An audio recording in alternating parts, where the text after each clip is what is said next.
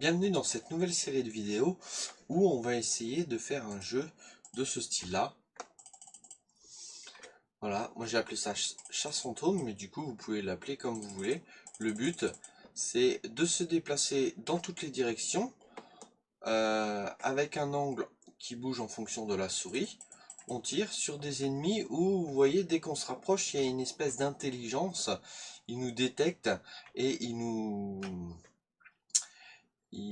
suivent.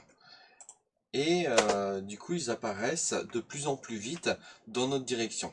Donc on va apprendre à faire ça et puis on va essayer d'améliorer ce petit jeu en rajoutant quelques petites modifications. Alors je vous ai préparé un pack graphique avec tout ce qu'on va avoir besoin pour le début.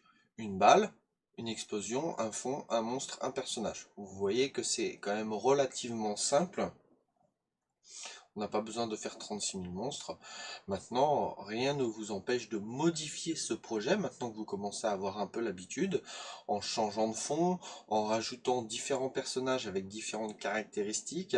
Pareil, en rajoutant une autre munition avec une autre touche, et du coup, par exemple, je sais pas moi, un missile ou un aérosol, ou quelque chose voilà, de différent, qui aurait des caractéristiques un peu différentes comme le fait de pas forcément tuer le monstre mais de le ralentir. Voilà, vous pouvez très bien avoir plein de scénarios envisageables. Nous on va se servir pour l'instant de ça, mais vous pouvez bien évidemment vous servir d'autres choses. Alors, dans cette première vidéo, on va faire quelque chose de simple. On va déjà poser tous les éléments. Donc je vais lancer un nouveau projet. Du coup, la taille, on va être à 640 sur 480. C'est la taille de la fenêtre. Chrome par défaut, ou vous pouvez mettre default, voilà, ça dépend de votre navigateur que vous allez utiliser. Ça, on va voir ça juste après Letter Scale. Je vais vous montrer à quoi ça correspond. Donc là, c'est bon pour ça. Et pour la taille du layout, on va être à 1280,1024. Voilà. Donc là, on a notre base. Ok. Allez, c'est parti, on va positionner les éléments. Là, je vais aller relativement vite sur cette série-là. Puisque normalement vous avez dû suivre l'autre série, ou si vous ne l'avez pas fait, je vous encourage à le faire, comme ça vous allez avoir toutes les bases que vous allez avoir besoin. Alors, où c'est que j'ai mis ça? Ressources tuto, ressources chasse fantôme, c'est ça. Hop, hop, hop. Position 0,0, ok. La taille 1280 sur 1024. Hop, je vais l'appeler fond.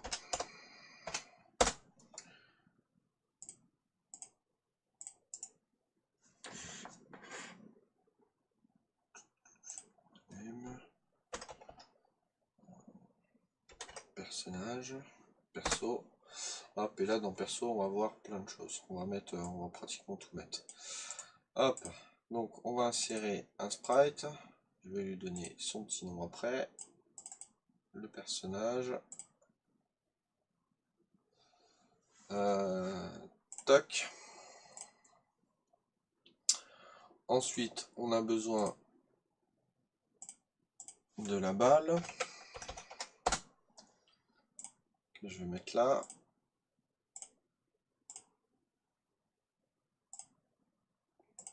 Très bien. On a besoin de l'explosion.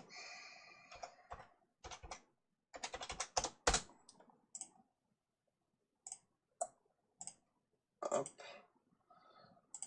Vous allez voir qu'il y a un fond noir, du coup ça va pas faire joli, mais on va y remédier. Vous allez voir comment ça va faire. Et j'ai besoin bien sûr des monstres.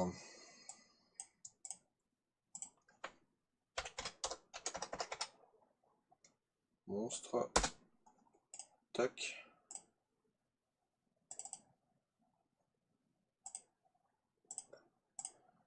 Très bien, que je vais déplacer un petit peu. Alors, tac. Voilà. Et je vais en faire...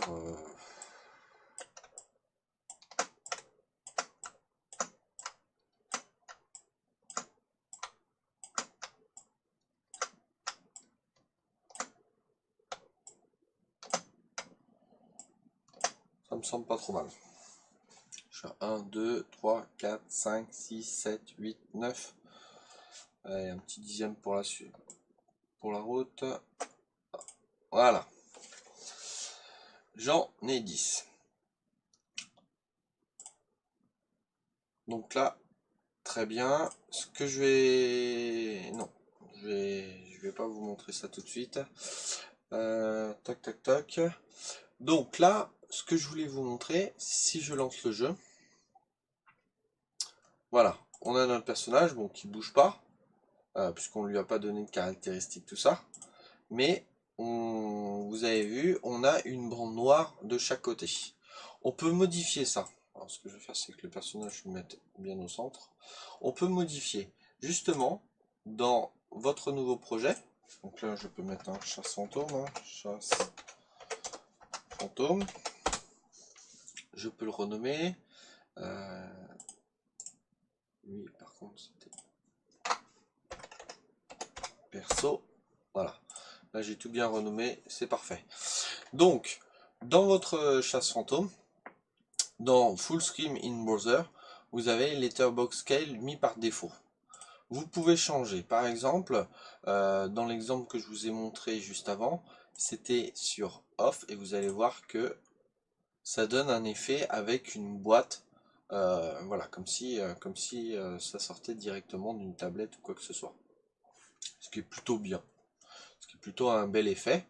Après, je sais qu'il y a d'autres choses. Moi, j'aime beaucoup Crops. Ça prend la totalité de l'écran. Voilà.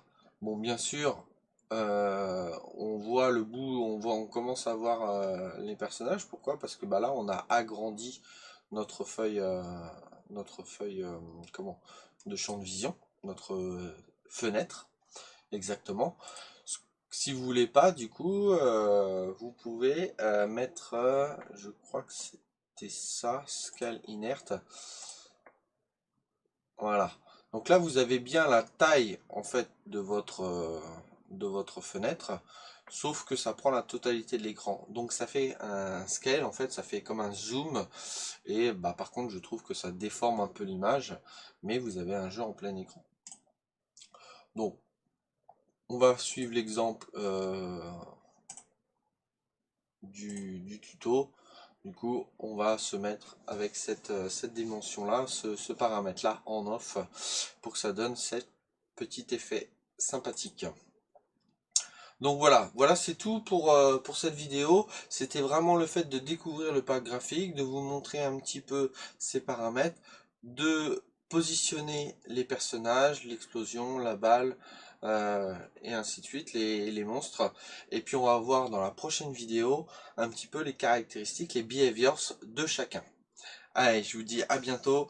Et puis du coup, entraînez-vous, vous pouvez même modifier, faites ce que vous voulez. Ciao, ciao!